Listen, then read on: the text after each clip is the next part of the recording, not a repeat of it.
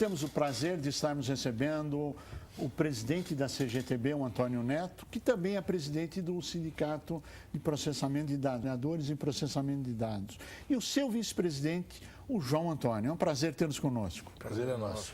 Bem, hoje nós assinamos a primeira convenção coletiva, né, com a CGTB, o sindicato filiado à ANA, que é o CIPD. Qual o significado na sua avaliação?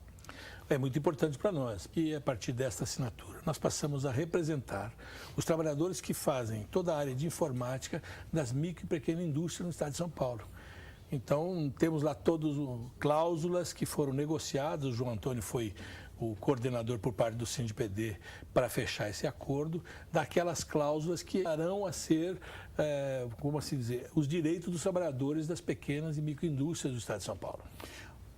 Que é muito importante, é uma grande conquista, um grande avanço para todos nós como empresários, e o significado muito especial de termos o primeiro sindicato da CGTB assinando conosco, a própria sinalização da própria CGTB, que eu espero que isso chegue em todos os sindicatos da base, se Deus quiser. Mas a grande dúvida que existe no ar hoje é que muito hoje se fala das centrais sindicais. Existem 6 centrais sindicais no Brasil. Como é que elas se falam, se entendem, divergem? Qual é o cenário? O cenário é muito interessante.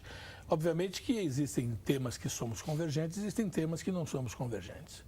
Mas na maioria dos temas, aqueles principais temas, aqueles temas que mexem profundamente com os trabalhadores, tipo salário mínimo, reforma previdenciária, fator previdenciário e outros tantos assuntos que mexem no dia a dia da classe operária. Um exemplo que nós estamos agora aí com a questão das 40 horas semanais, você acompanhou, nós fizemos uma coleta de 1.600.000 assinaturas, já debatemos no Congresso, agora vamos para a votação no Congresso.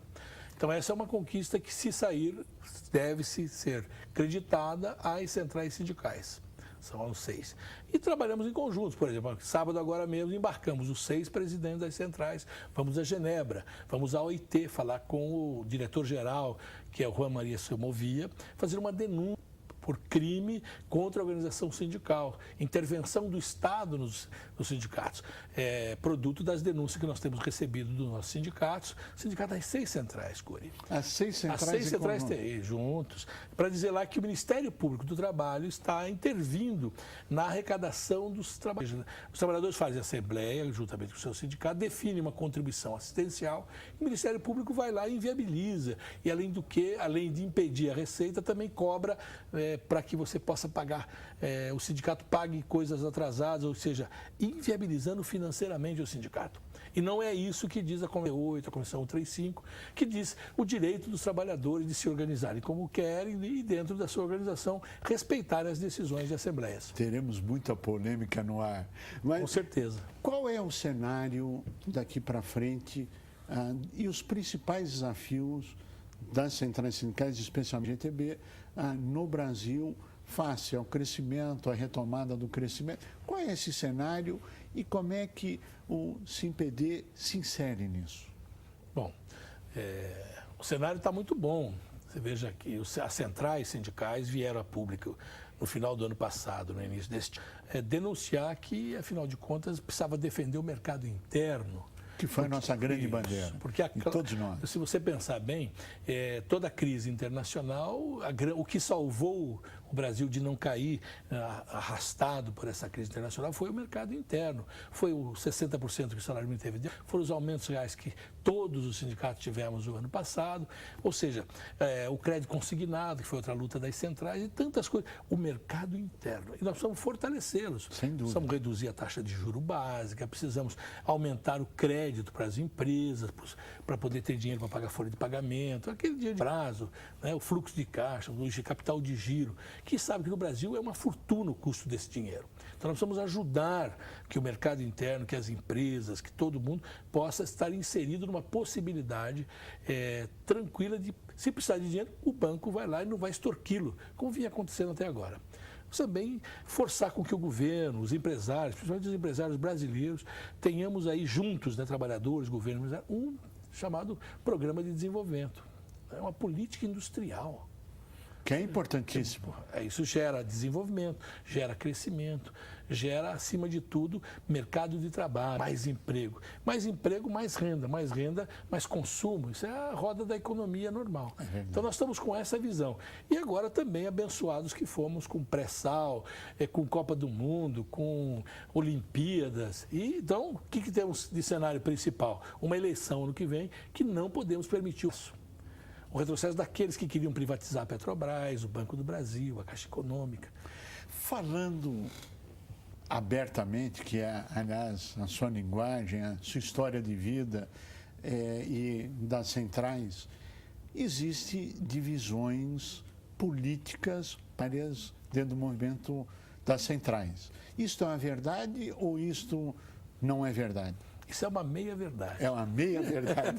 Qual é a verdade? É porque o Brasil, diferentemente dos países da Europa, lá os partidos políticos são mais consolidados. Então, você pega a CGT francesa, ela tem uma fluência do Partido Comunista Francês. A CFTD, que é a outra central francesa, tem do Partido Socialista e a outra tem do Partido Liberal. Aqui no Brasil não existe isso. Não existe a influência pesada de um partido político, até porque nós não temos partido político com essa visão pragmática. Né? Eu vou aqui uma inconfidência, talvez uma indelicadeza.